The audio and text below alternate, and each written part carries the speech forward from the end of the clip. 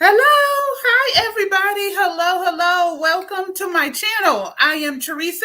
This is my channel, Just Teresa, and today you have walked into my live reading of the Will Smith book.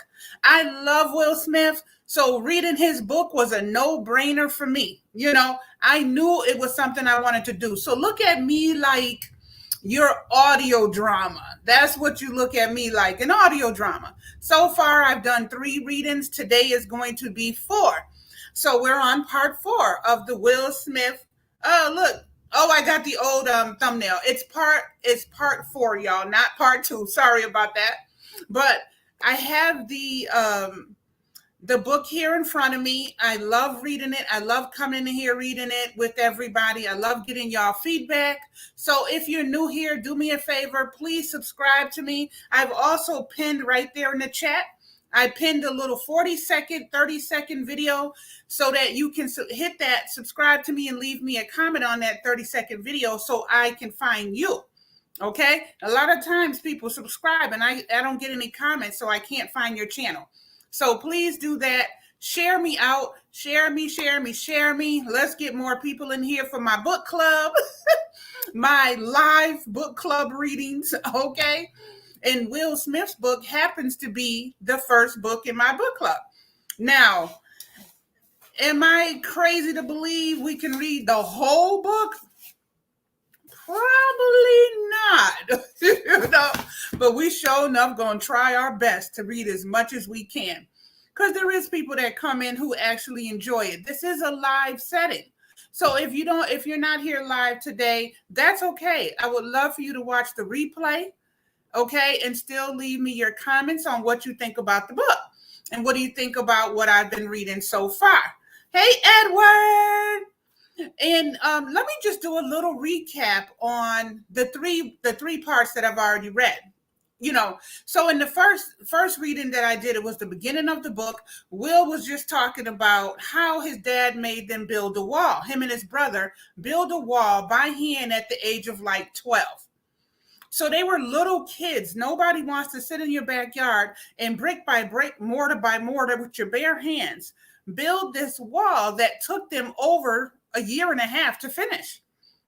When they complained, they cried. His daddy was militant. He was a thug. He was abusive, but he was always there, Will said. But Will was so scared of his dad that he never complained to him or in his face, basically. So after they finished reading the wall, this is just a recap for anybody coming in.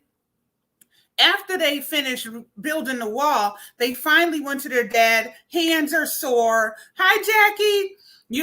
And they're all in there feeling sweaty, emotional, dirty. They couldn't go play because they're building this dang blasted wall every single day with their bare hands. So they finally said, we're done. We're done. What do you think, Dad? And so they're looking for this big praise because it took them a year and a half to finish it. Hey, what's up? Hey, Spiky. So when they were done with the wall, all their dad did is looked at them and said, I don't ever want to hear you complaining about anything else in life. I don't want to hear you say that you can't do something ever again in life. So there was a message in the what they like to call, what is that? Child labor, child abuse, when you're making them build a wall by hand at 12 years old. So his message was, you can build this wall. I should never hear you say you can't do something again. I should never hear you say you're not good enough. I should never hear you say no or can't or won't. Or so basically there was a huge message in that. That was in my part 1 reading. I was like, whoa. So he delved into that. He delved a lot into how his dad was a drinker, a smoker, abusive, controlling, but yet he was always there. He was never not there. So he wasn't an absent dad.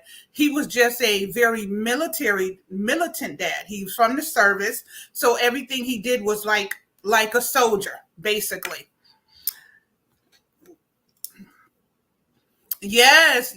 I'm just trying to catch y'all up, Edward, because I know some people weren't here for the first 3 readings because we're on part 4.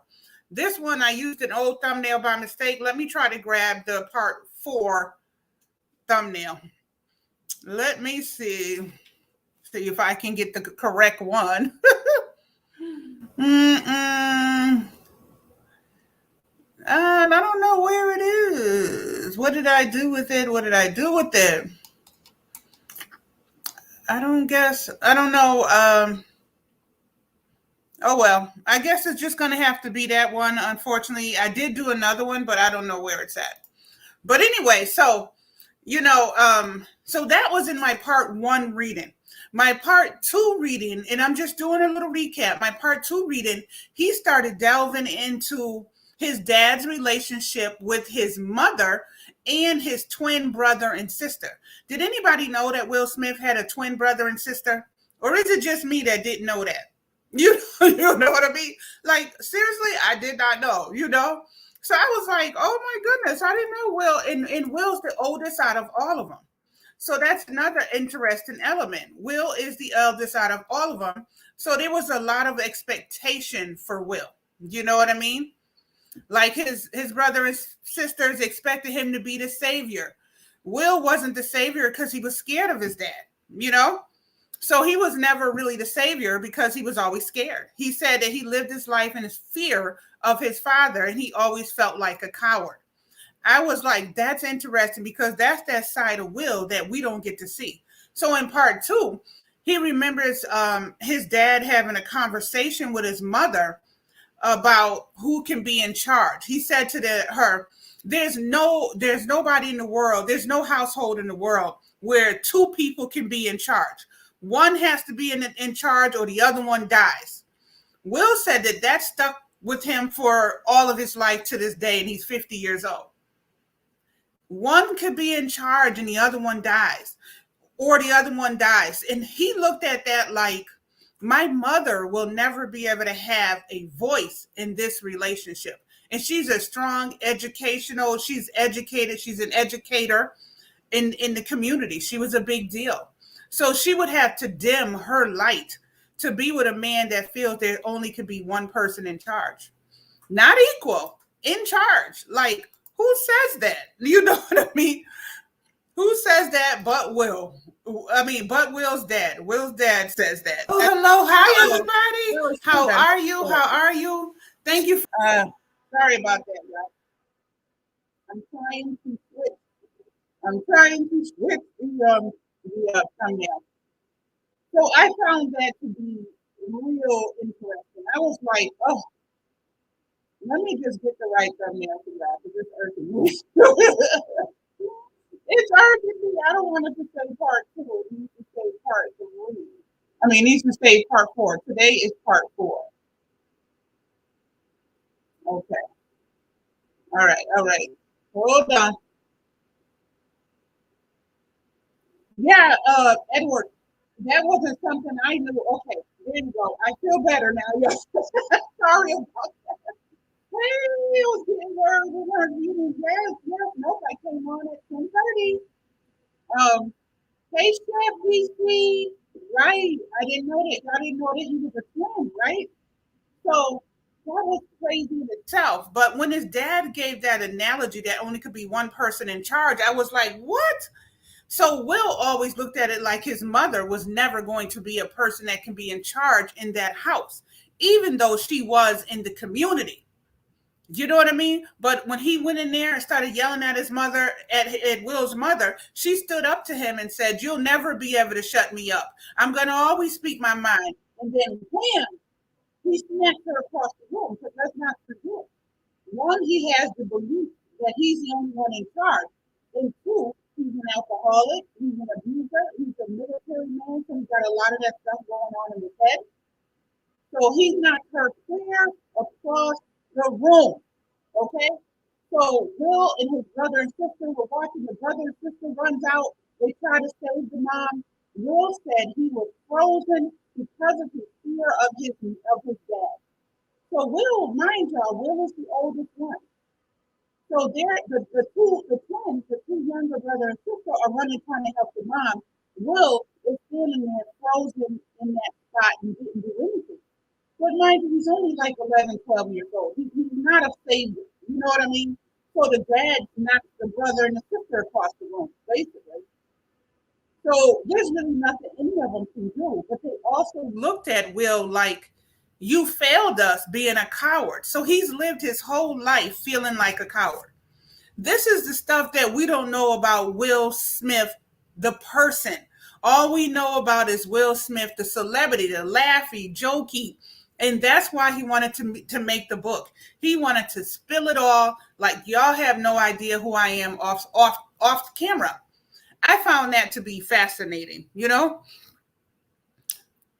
I guess I was just no, it could have been. I forget the ages. Now that we've passed it, I can't remember the ages. So Shalisa, you've been here from the beginning. So please tell me please throw it out there when I say the wrong date or age or whatever. You know, I tend to do that. So he's 12. I'm sorry, y'all. So that was in part 2. Part 3, we'll dive, and today we're going to be doing part 4. And the reason I'm recapping each part just a little, it also gives people time to come in. It gives people in the replay and the new people in the chat a chance to see what we've been reading so far. So in part 3, we'll start talking about how different he was as a child compared to all his friends. He used to dress different. He wore cowboy boots, and they're all wearing the newest sneakers at the time. They all have the same puffy bike. He gets this other kind of crazy taco type bike. I know y'all remember those, whoever are a particular age, you know? And so he was always different, and he thought he was cool. His friends always looked at him like, kind of like a goofball, you know? So then they were playing basketball. He comes out there in his cowboy boots, and he decides that he's going to be Kareem Abdul-Jabbar. They put a little wager on him. You know what I mean? So, hi, Harley. How are you? We're talking about the time of the ride. Oh, yeah. You were right about these 3 days. Next time I'll be specific so I won't throw you off. Oh, okay, Teresa. And see, that's part of my problem. I'm not consistent on things. And that is a real issue for me. Like, if I'm going to do it on Thursday, it needs to be the same time. If I'm going to do it on Tuesday and Thursday, which I'm planning on doing, I want to start doing my readings Tuesday and Thursday. It needs to be a specific time so I can put it in the about section on the schedule. I am working on that though, y'all. Because my brain is all over the place, so sometimes I got to be real big. So he was talking, they made a little wager on him that he couldn't dunk the basketball. In his mind, because he was turkey guilty, this was in part 3 last week, and then we'll continue reading on part 4 today. So he has on his cowboy boots. Everybody knows you can't wear cowboy boots to play basketball. But in Will's mind, he could because he was chilling and styling and profiling. You know what I mean? So I was like, oh my God. Oh, yeah. I'm not. I'm trying to do better than that. I'm trying not to have scatterbrain and all of that. You know? Hey, buddy, you made it. The alarm on my phone. Hey, Redhead, what's up, sis? What's up? You made it. I'm just recapping the other 3 parts that I've already read. Today is my 4th reading, so I called up part 4. I am talking about part 3 right now. Will Smith had his friends had put a little wager on him when he was a kid that he couldn't dunk the basketball. He put on his cowboy boots and his hat, and that's his style back then. And they used to laugh at him. But he ran down the court, jumped up to try to dunk the ball, fell, cracked his head, broke something, everything fell apart. It was a complete disaster. He was not to be abused at all. And he should have never came out there in his dad's on boots, cowboy boots. But in his mind, he used to live in such a fantasy land that he really thought he was Kareem and that he could make that basket. So that's what he said. He always had a fantasy world in his head. And he said the problem with that is sometimes you can't face reality. Clearly, he was missing reality. Okay, clearly. And I haven't got completely caught up yet. That's okay. That's why I'm recapping. My audio. Oh, the audio is off. Y'all tell me if you can hear me. You can't hear me? Or is it a little janky kind of thing or what?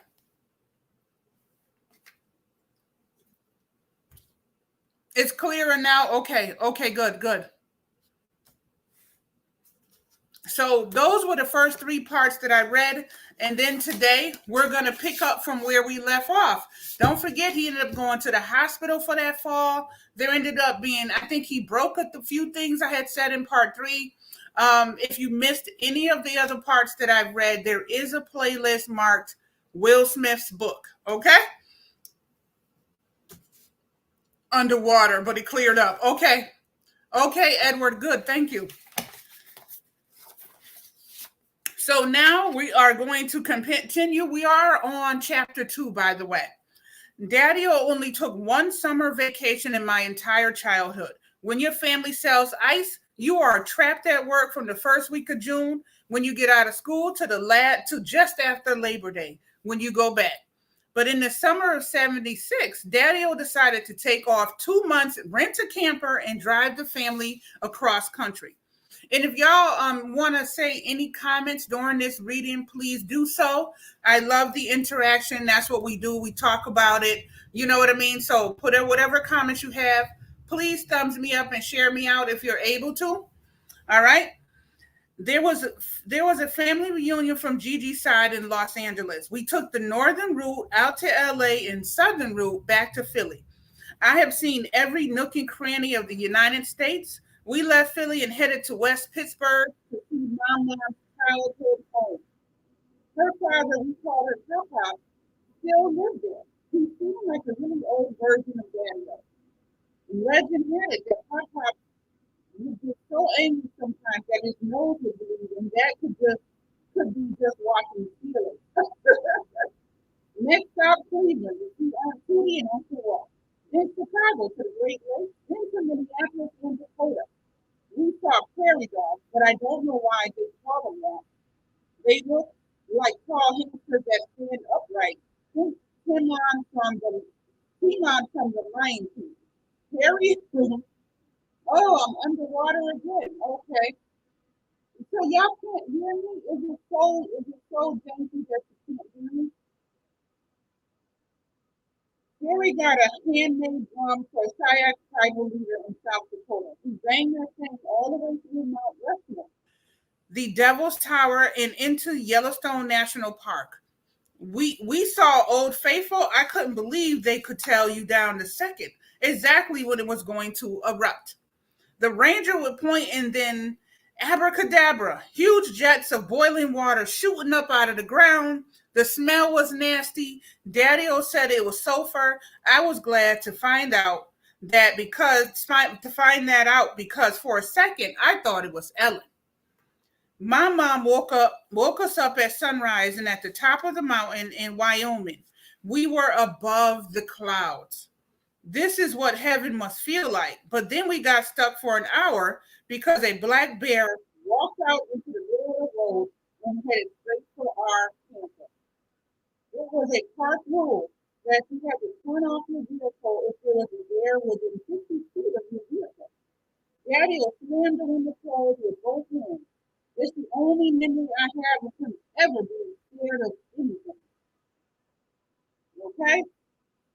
After about 2 weeks, Daddy started commenting that this was the longest period in his life that he'd gone without seeing any black people. Apart from us, of course, we're black. Daddy was suffering from Negro withdrawal syndrome, or NWS.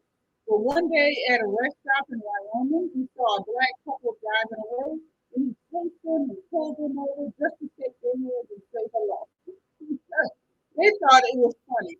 Daddy drove all day to the crater of the Moon National Monument in Idaho. It looks just like the moon, and you actually feel like you're on it.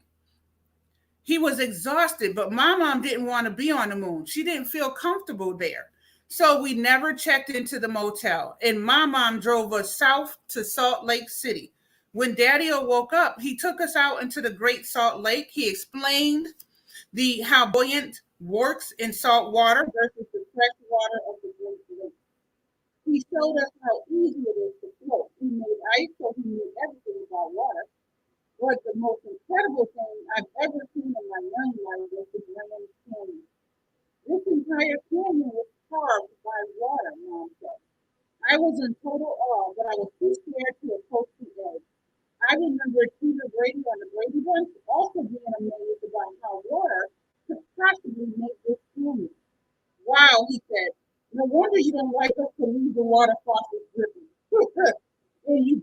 And when I thought the day couldn't get any better, Harry accidentally dropped his gun into the swimming. It seemed like it fell for about 3 days. I was so sick of hearing him bang that thing, it felt like heaven had entered my prayers. This trip expanded and just detonated my imagination. Every person we came across seemed like a new and fascinating character. Every destination was a dreamland. And I felt like life was just waiting for me to make up the story. The American landscape was so diverse and beautiful. There were mountains and prairies and valleys and whitewater rivers and regular deserts and painted deserts and green forests and petrified forests and corn into infinity and sequence or redwood, whichever ones we saw touching the sky, which was filled with sun sometimes and tornadoes in the distance and funny clouds and scary clouds and all the clouds in between. These were the best 8 weeks of my childhood. Everybody was happy. We were the perfect family. About a block away from Woodcrest, at the end of Graham Street, there was a known sex offender. All the kids in the neighborhood knew about him, and our parents told us to never go anywhere near his house. We rarely saw him. He was like a ghost or an urban legend. One day I saw a little girl going up the front steps to his house. He was standing in the open doorway inviting her in. My heart started pounding in my chest. I thought about calling out to her, but I froze. She was too far away and I could see him. I was terrified. Hey, Oreo, how are you? Thank you for coming in. Thank you for coming into my Will Smith book reading. This is my fourth reading today. So you can jump right in with any commentary. I am your audio book. I was terrified. I ran home up the steps to my bedroom, slammed the door. Nobody was supposed to go into that house. That was the bad man's house. Did he see me?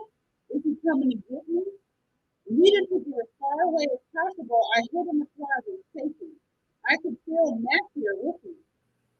You have to tell an adult, Will. You have to tell an adult.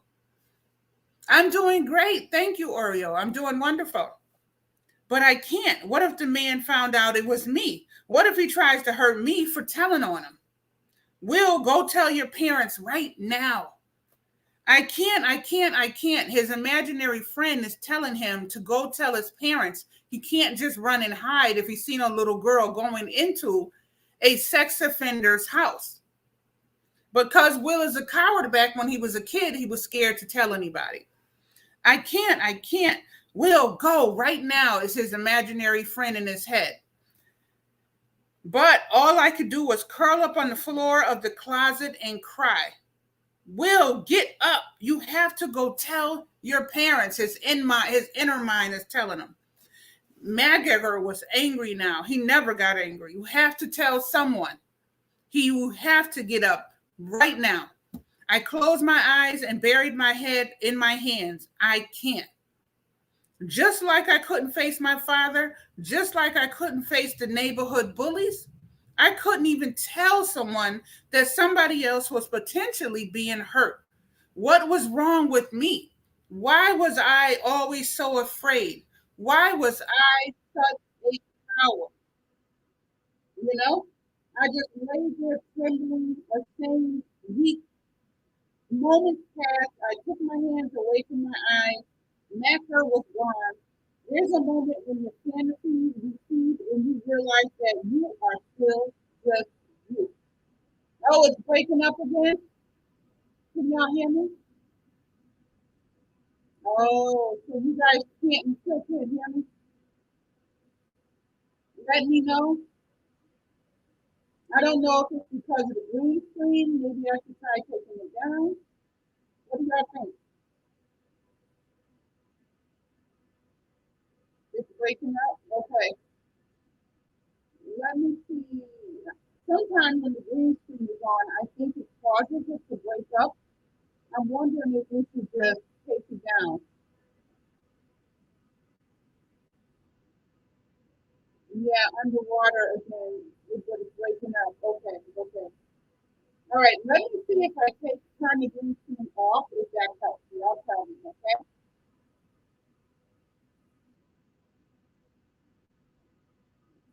All right. Can y'all hear me clearly right now? How about now?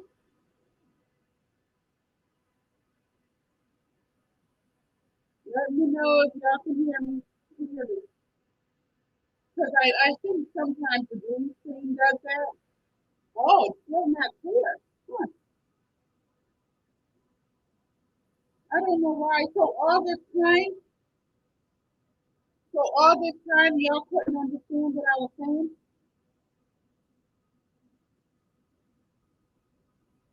So I'm wondering if I should go out and come back in.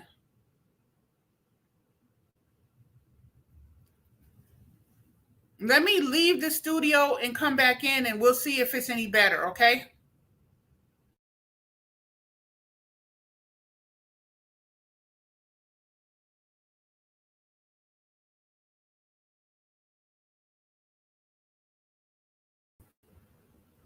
Okay, how's that? In and out. Oh, okay. Is it any better now that I left and came back in?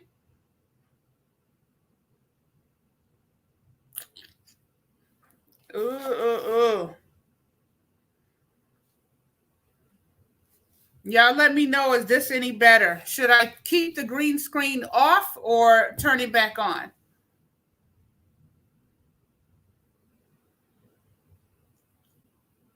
Do you think I should put the green screen back on? Oh, it got better before I left. Okay, okay. So maybe it is the green screen. Maybe we'll just leave it off. Let me maybe I should just move this. It got better before you left. All right. Y'all can still hear me right now. Can you hear me clear right now? No, there's no rhyme or reason to it. You're right. But we just got to see what works, what doesn't work, you know? But does it seem better without the green screen jankiness, or does it seem like that doesn't matter?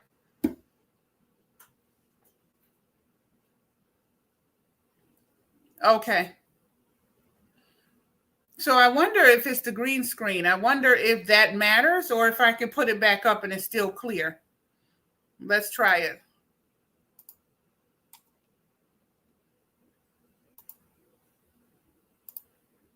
Okay. All right. Hopefully it stays clear.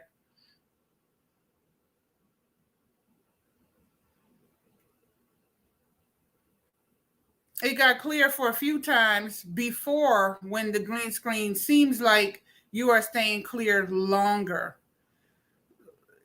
I'm staying clear longer without the green screen or with it.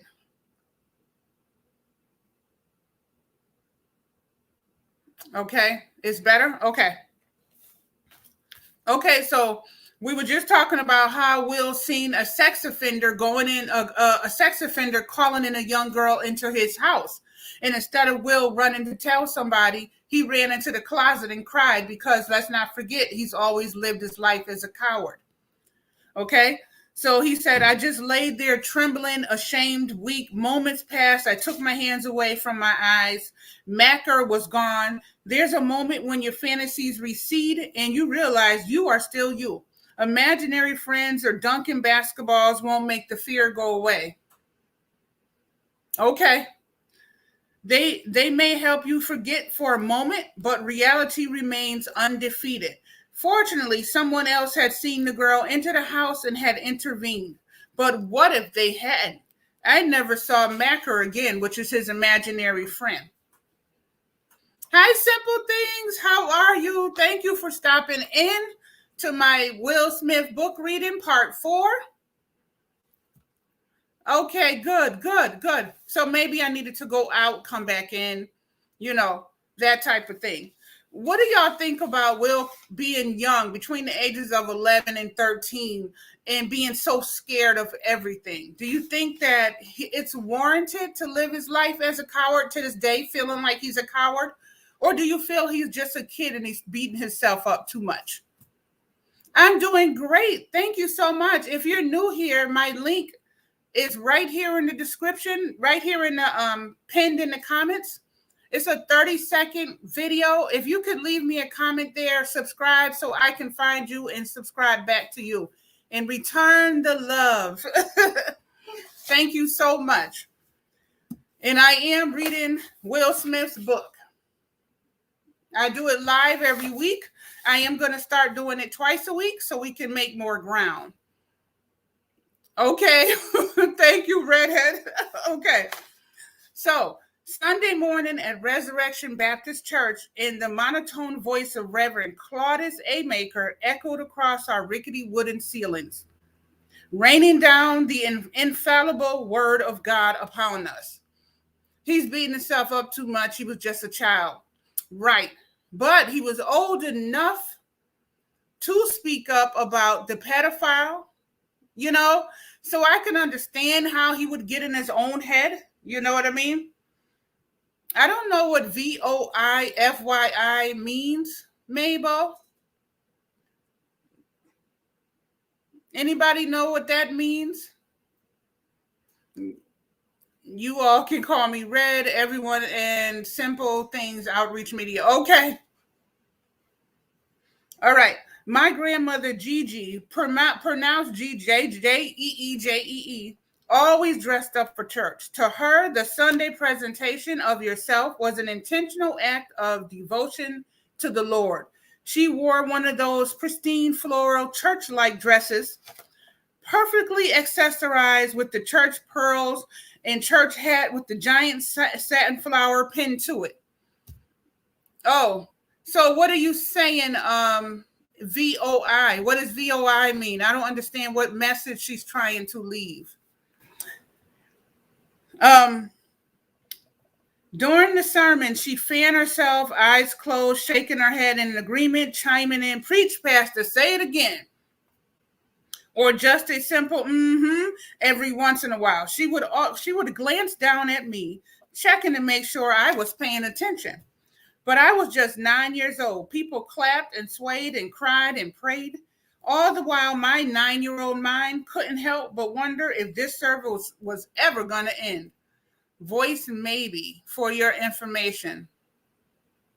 Okay, so I don't know what the message is. I'm sorry, Mabel. Voice maybe, for your information. Maybe the person is foreign, international. Except every third Sunday when the visiting Reverend Ronald West would take the pulpit. Reverend was our home pastor, and he would talk about the power of God, but all I could hear was the voice of the adults in Charlie Brown. Wah, wah, wah, wah. Reverend West, though, would show you God's power. He wore stylish red gazelle glasses with a matching three-piece suit. He punctuated with the standard bleached white Baptist pockety hanky. He was 6'3", 210 pounds of God's glory. And do not let him near your piano, because after Reverend played it, you could just wheel that thing right out to the trash. Reverend led the choir. He always started off seated, playing the piano with his left hand, directing the choir with his right, calmly leaning into someone's slow Mahalia Jackson style ballet to warm up the elders. This was just the calm before the storm. Slowly he would transform, allowing the music to carry him into a trance. Tears would fill his eyes, sweat building up on his brow.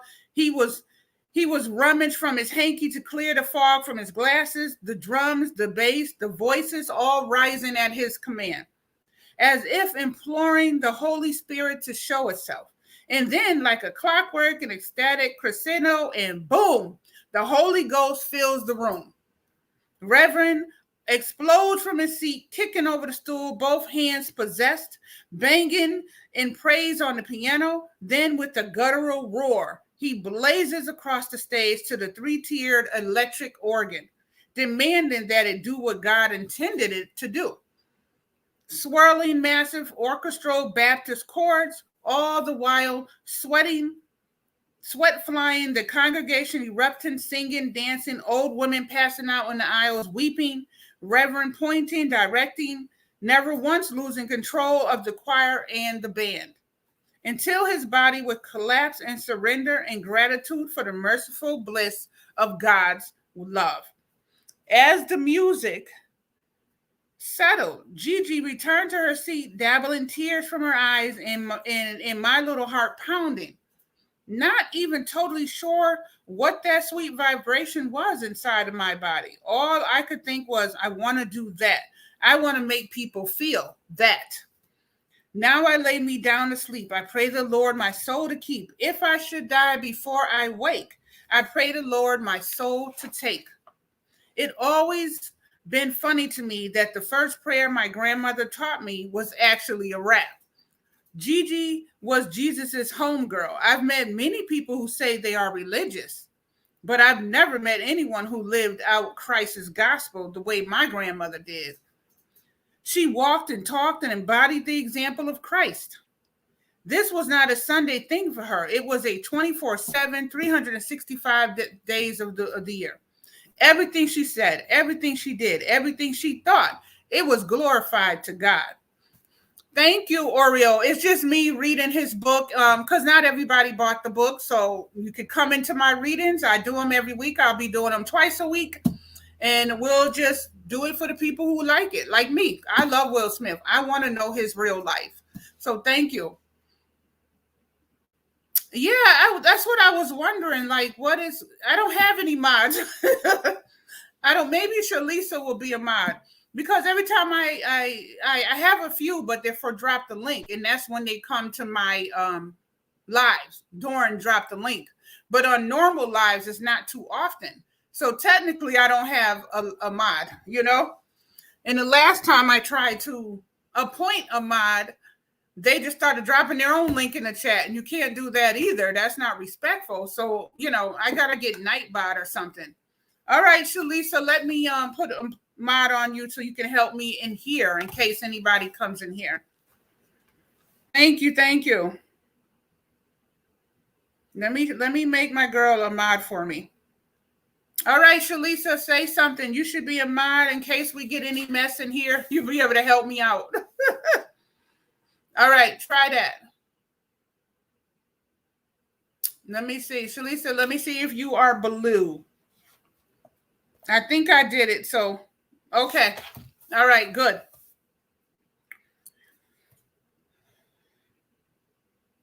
Okay, so Gigi worked a graveyard shift at the hospital. Yeah, simple things. I know. It's good to see you too, Oreo. I'm glad you came in. No, that's okay. I want people to talk while I'm reading. If I read something that's interesting, make a comment. It's okay. I don't mind. I can read the chat easily. Not a problem. You didn't interrupt me at all. Because if nobody ever says anything, I don't know if y'all are still here. I don't know if you guys left and I'm just by myself, which I would read it anyways for people watching the playback. But the comments let me know that you're here. You know what I mean? Yeah, I'm glad you came in too, Oreo. I miss you around here. I used to see you more before. Maybe you took a little break or something? All right. I smell my steak cooking, y'all. I was trying to record a steak, my steak and fried cabbage video. So I'm doing that simultaneously to this, okay? So I'm trying to do multiple recordings. So y'all may see me with the same outfit here and in a couple of videos, but I ain't changing.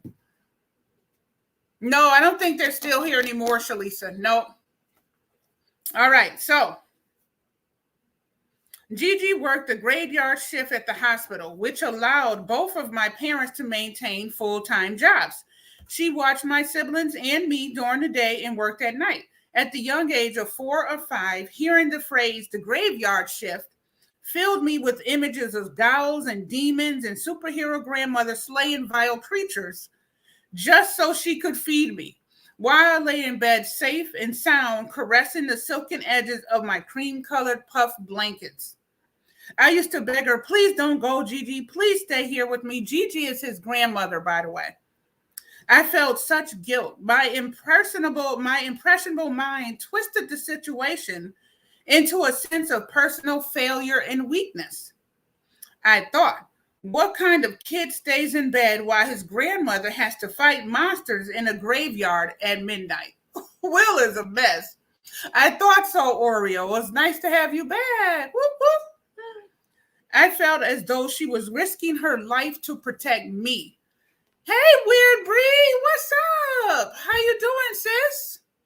Welcome to my book reading. We reading the Will Smith book, girl. How you been? I know you moved from Arizona. How you doing? Okay, so it felt as if she was risking her life to protect me. And in some sense, maybe she was. Not her life, but she was certainly sacrificing a big part of herself for me, my siblings, and my parents. One day I'm going to take care of you, Gigi, I said. Oh, thank you, lover boy. That was her nickname for me. One day we were sitting in Gigi's front porch. She was crocheting a sweater, which at some point I was going to be forced to wear, when a homeless woman walked by. Her clothes were filthy. Her face was darkened and haggard, a mix of dirt and sunburn. Oh, you know what? Maybe I'm mixing Weird. I thought Weird Bree was my daughter's friend. I'm not sure if that's the same person. I'm sorry, but hi, Weird Bree. Welcome. A mix of dirt and sunburn. Her front teeth were missing, and even though she was down the street, I could smell the pungent reek of urine. I'd never seen a homeless person before. She looked like a witch to me, and I prayed she just walked by. But Gigi stopped her. Excuse me, miss, what's your name? I was horrified. I thought, Gigi, what are you doing? Just let her go. This woman was clearly not used to being asked her name, or at least not recently. She seemed to almost have to remember it. After a long pause, so as she sized up my grandmother, she said, Clara. Will, this is Miss Clara, Gigi said, as though they were old friends. With that, Gigi walked down off the porch and put her arm around Clara. I'm Helen, Gigi said, and invited her into the house. My mind was furiously flip-flopping between disgust and terror, but it was about to get way worse. First, they went to the kitchen. Gigi didn't give Miss Clara food that was already prepared in the refrigerator.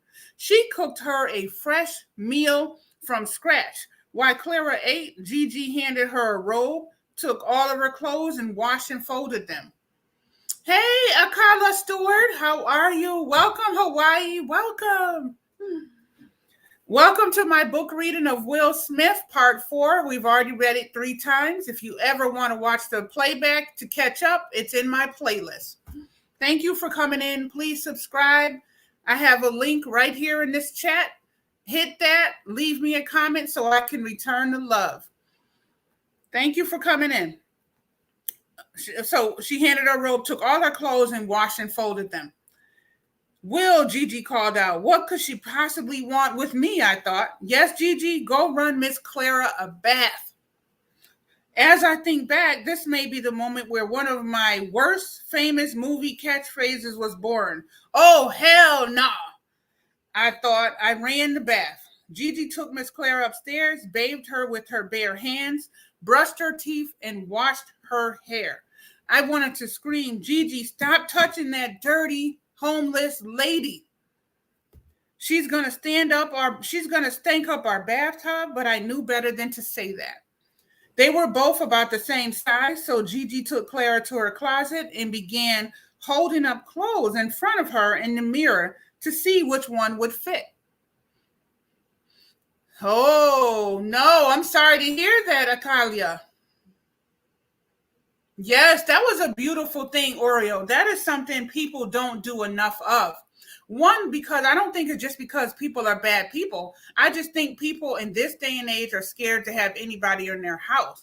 One, you got COVID. 2, You don't know if a person is a thief, a murderer. You don't know. So you can't just bring people into the house. But we're talking back in the 50s, the 60s. So back then you could. So things were just different. Okay, so they were both about, so okay, she found her an outfit. Miss Clara was gasping with gratitude. Through tears, she kept saying, "This is too much, Helen, way too much.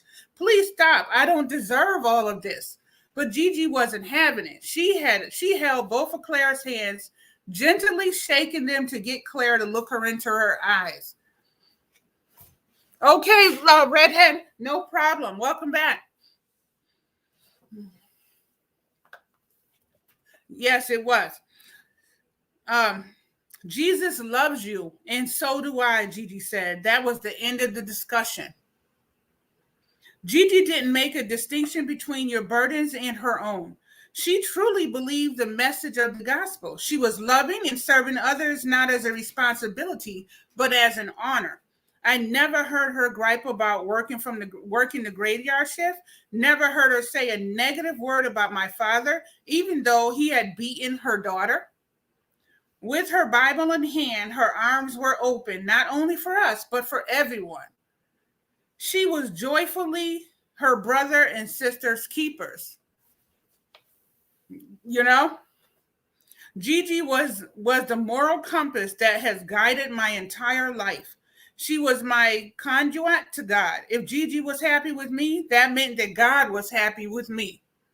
But if she was unhappy, that meant that the universe was displeased.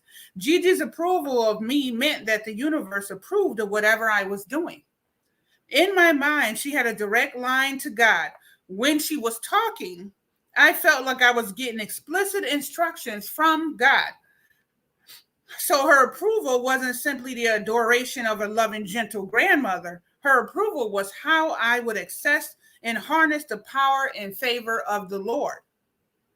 Gigi personified my understanding of holiness and divinity. To this day, when I ask myself what makes a person good, my mind immediately pictures my grandmother. When I sat in those hard wooden pews at Resurrection Baptist as a kid, I didn't understand the meaning of the sermons or the intricacies of scripture, but I got Gigi. She lived as Christ taught her to live. She walked the walk, and through her, I saw God's love. I felt God's love, and that love gave me a sense of hope. Gigi was light. She illuminated the life that could be beautiful. When I think back to my childhood, I visualize my father, my mother, and Gigi arranged as a philosophical triangle. My father was one side of the triangle, discipline. He taught me how to work, how to be relentless. He instilled in me ethic that it's better to die than to quit. My mother, education. She was the education side. She believed that knowledge was the irrevocable key to a successful life. She wanted me to study, to learn, to grow, to cultivate a deep and broad understanding, to either know what they're talking about or be quiet. Gigi she represented the love side, God. Whereas I tried to please my mother and father so I wouldn't get into trouble, I wanted to please Gigi so that I could bathe in that transcendent ecstasy of divine love. These three ideas, discipline, education, and love, would fight for my attention throughout the rest of my life. Gigi was obsessed with this one Broadway play from the 60s called Purely Victorious. That was turned into the musical Purely in 1970. Written by Ossie Davis. It was the story of a Black preacher named Pearlie who went down to Georgia and opened a church. I love Ossie Davis. I've done that, but it was unwise. There were women both times, once when my kids were young and once when they were teens, and that was an ungrateful person also turned into a stalker. Oh, no. Oh my goodness, not a stalker. These people is crazy out here. You got to be careful of your circle, you know? Red, for sure.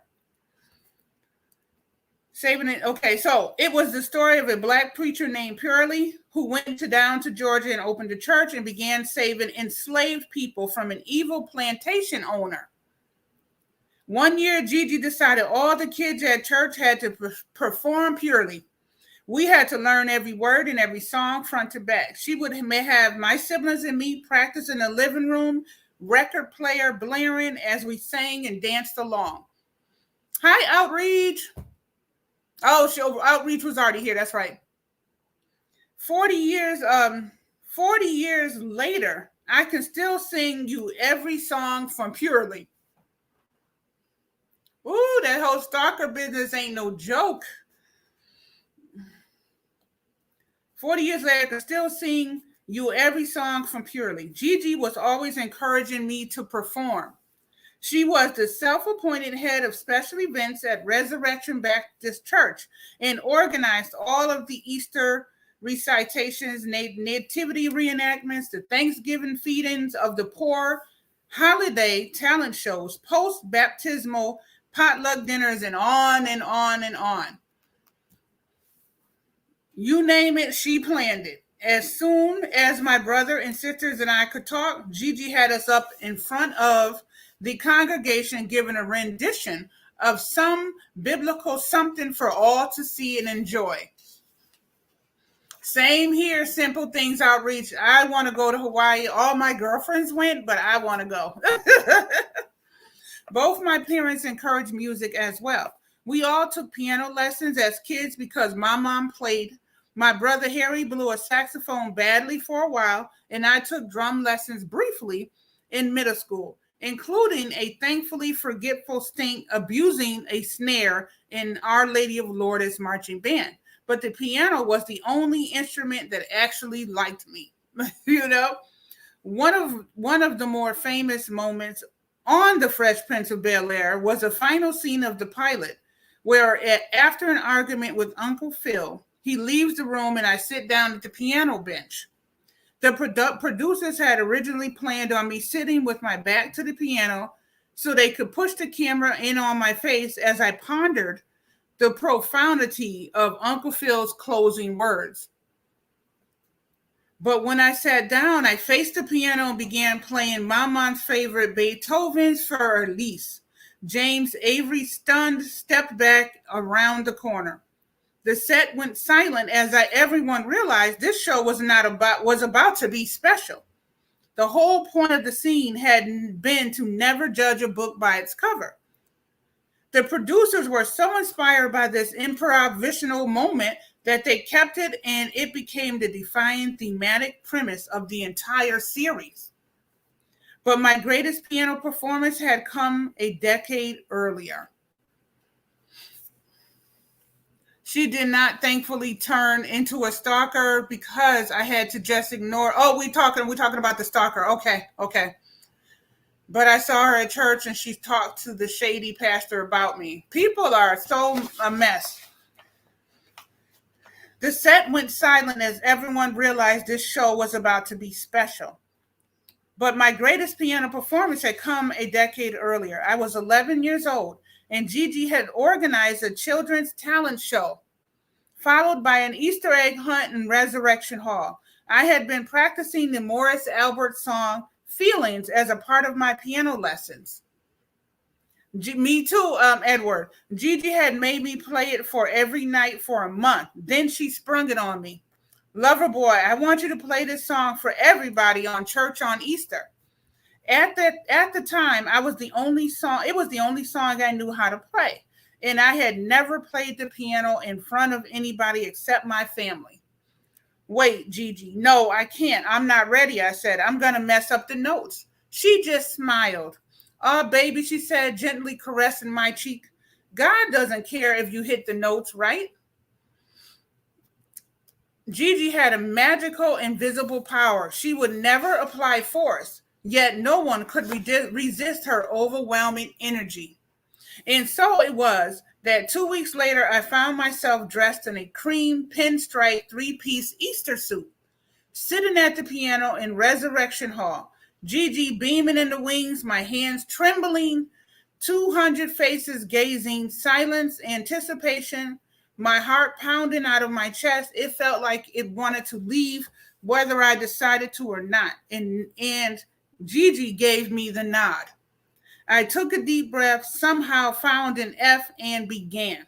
The way the piano was situated on stage, I had eye contact with Gigi the whole time.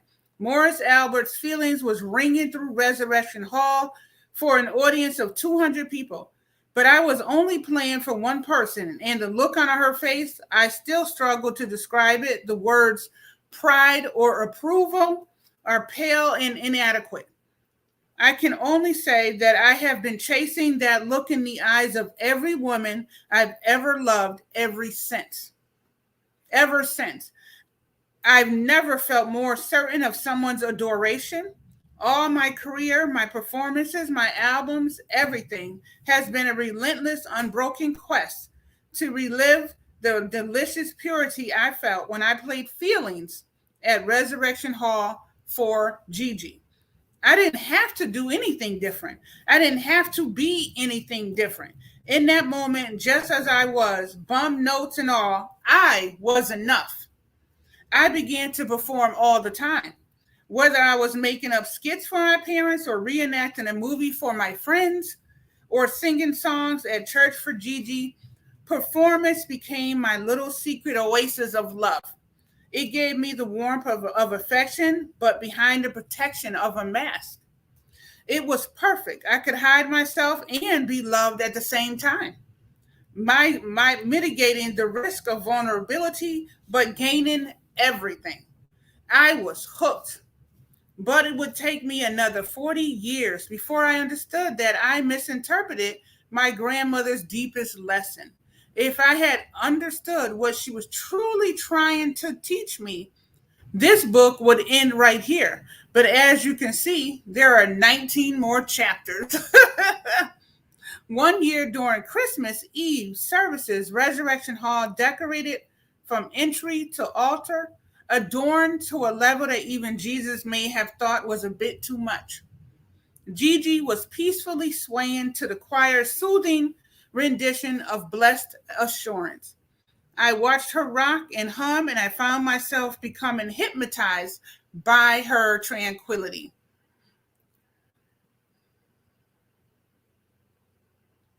Oh, what do you mean, Akelia?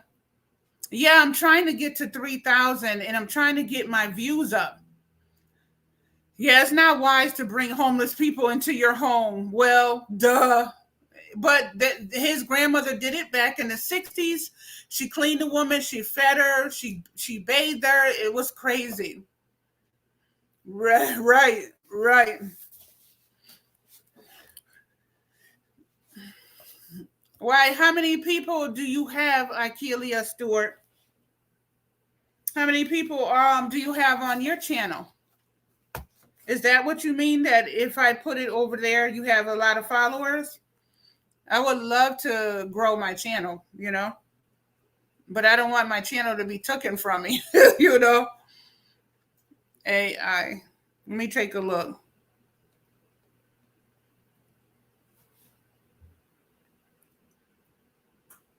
Oh, you got 155. Okay. But yeah, I'm slowly growing. Okay.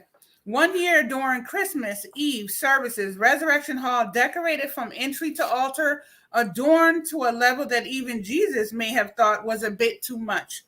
Gigi was peacefully swaying to the choir's soothing rendition of Blessed Assurance.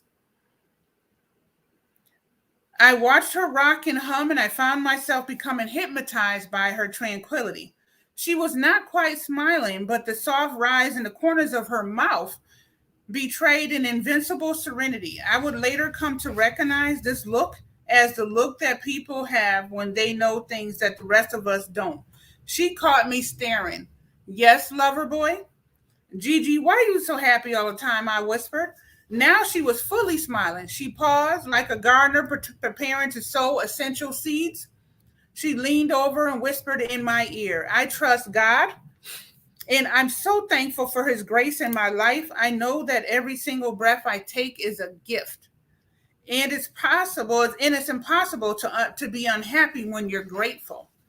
He put the sun in the sky and the moon. He gave me you and our whole family. And for all of that, he only gave me one job. What's your job, Gigi? To love and care for all his children, she said. So everywhere I go, I try to make everything I touch better. Then she reached out and touched the end of my nose. Boop. See? You know?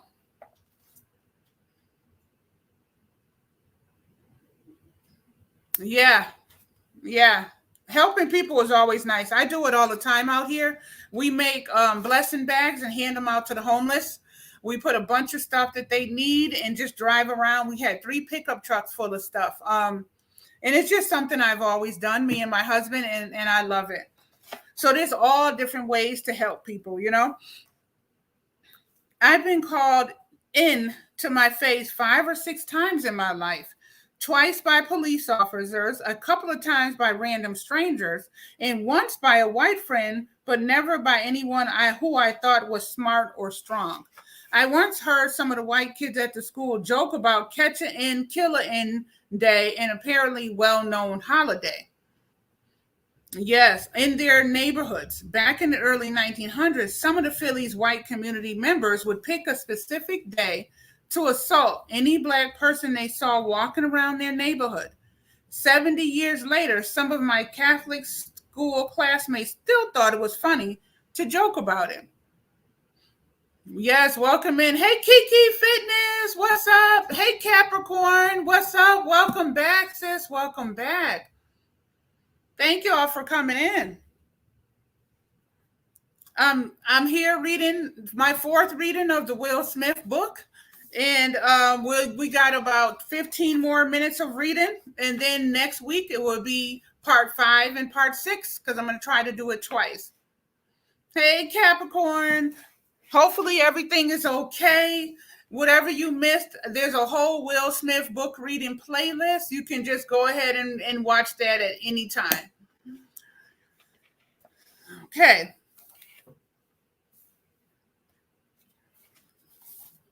Okay, but every encounter I've ever had with overt racism was with people I estimated to be weak enemies at best. Yes, they always seemed unintelligent, angry to me, easily circumvented or defeated. So consequently, overt racism, although dangerous and ever present as an external threat, never made me feel inferior. I was raised to believe that I am inherently equipped to handle any problems that may arise in my life, racism included. Some combination of hard work, education, and God would topple any and all obstacles and enemies. Right. It's not right. The only variable was the level of my commitment to the fight. But as I grew older, I started to become more aware of the silent, unspoken, and more insidious forms of prejudice lurking around me. I'd get in more trouble for doing the same things my white classmates would do. I got called on less often, and I felt like teachers took me less seriously. I spent most of my childhood straddling and navigating 2 cultures, my black world of home and the neighborhood, Resurrection Baptist, and my daddy-o's shop in the white world of school, Catholic church, and the prevailing culture of America. I went to an all-black church, lived on an all-black street, and grew up playing with mostly old other black kids. But at the same time, I was one of the only 3 black children attending Our Lady of Lourdes, the local Catholic K-8 school. At school, it was impossible to not feel like an outcast. I didn't dress like the white kids. I didn't listen to Led Zeppelin or AC/DC, and I never got my hand around lacrosse. I simply didn't fit in. But back in the neighborhood, I didn't quite fit in either. I didn't talk like the other kids or use the slang that they used. My mother didn't even allow us to say ain't at home. My mom worked for the school board of Philadelphia, and she was a stickler for words. One day she heard me yell out to my friends, "Hey, where y'all going? Where y'all gonna be at?" Her head whipped around in disbelief like the girl from The Exorcist. "I hope they're going to be behind that preposition," my mom said. At Catholic school, no matter how well spoken or intelligent, I was still the black kid. In Winfield, no matter how I was up on the latest music or fashion, I was never quite black enough. I became one of the first hip hop artists who was considered safe enough for a white audience. But with black audiences, I was labeled soft because I wasn't rapping about hardcore gangster shit. This racial dynamic is something that has plagued me in various forms throughout my entire life. But just like at home, performance and humor became my sword. Any shield became my sword and shield. I was your classic class clown, telling jokes, making silly noises, being all around ridiculous. As long as I was the funny kid, it meant I wasn't just the black kid. Funny is colorblind. Comedy diffuses all negativity. It is impossible to be angry, hateful, or violent when you're doubled over laughing. But I started to notice that a joke that would kill at Our Lady of Lourdes would garner blank stares in Winfield, and vice versa. I realized that white people and black people respond differently to my humor. My white friends tended to lean into my bigger, broader moments when I was light and silly and displayed a cartoon-like physicality. One of the white boys in Lourdes once tried to light his fart in the bathroom. I thought that was a little far to get a laugh, but it worked. They also liked puns and wordplay, witty sarcasm, and they demanded a happy ending. Everyone had to come out okay. Yeah, that is something, Oreo. My black friends preferred their jokes more real and raw and demanded a gritty slice of truth in the core of the comedy. That's right. They saw my silliness as weakness. I would have got the whole shit kicked out of me if I tried to light a fart in Winfield. They responded better when my humor sprang from strength from more of a battle mentally. Put downs, insult, disses, and nothing played bigger than smashing somebody who was talking shit. They loved it when someone got what was coming to them, karmic justice, even if somebody was them. As black people, we love laughing at ourselves. When we can joke about something, our pains, our problems, our tragedies, it makes them just a little bit more bearable. Right, Oreo. I learned to move between these two worlds. If I was making the kids on the corner laugh, I wasn't getting my ass kicked. If I was making the white kids at my school laugh, I wasn't the N-word. If I was making Daddy-O laugh, it meant my family was safe. I began to equate laughter with safety. The little scientist in my head started searching for what I called the number one answer. The number one answer is the perfect mythical joke that obliterates everyone who hears it, no matter their race, creed, color, age, nation of origin. Sexual orientation, no one would be safe from the power of this joke. Throughout my career and quite honestly my entire life, this has been an obsession for me. Yeah, it is real, karmatic justice, redhead. Right. I am forever seeking the perfect wording, the perfect tone of voice, the perfect delivery, the perfect physicality, the perfect swagginess, all of which would coalesce into a perfect moment of comedic nirvana and unalloyed human harmony. But despite my high aspirations, life at Our Lady of Lourdes grew more and more difficult. I've always been reluctant to ascribe the escalating issues between myself and the school to racism. The subtle forms of disrespect, the multiple suspensions in 7th and 8th grade, exclusions from parties and school events. I've often wondered if it was more about me being Baptist in a Catholic school than being black in the white world. The school wanted my parents to have me baptized Catholic, but they refused, even though doing so would have meant a 20% reduction in the yearly tuition. They knew that Lourdes was so much better academically than the local public schools, so they insisted that I tough it out. That is crazy. So I think I'm going to end it right there. So we will pick up next week on page 46. I think you guys have heard enough because basically everybody got quiet. So I think you guys have heard enough. You're probably sitting in the back cooking and cleaning and listening. I really appreciate y'all so much. Please don't forget that I have dropped the link in 20 minutes. So if you want me to help you grow your channel, come on over to drop the link. I'll be starting that in about 20 minutes. Let me drop that link in here. I hope y'all liked it so far. It's not as much drama going on, but it's still a good book. But it is still a good book. Still a good book. Still a good book. Let me see if I can find my drop the link link. Thank you, Red. Yeah, I figured that, Shalisa. I figured people are doing whatever they're doing and just tuned in from the back end. That's good though. And then people watching the replay, either way. So it would still be good. Okay, so let me put DTL in the chat so y'all can head on over there if you want to go to drop the link in 20 minutes. Thank you for coming by, Oreo. Okay, in 10 minutes. It's about 10 minutes. Right here.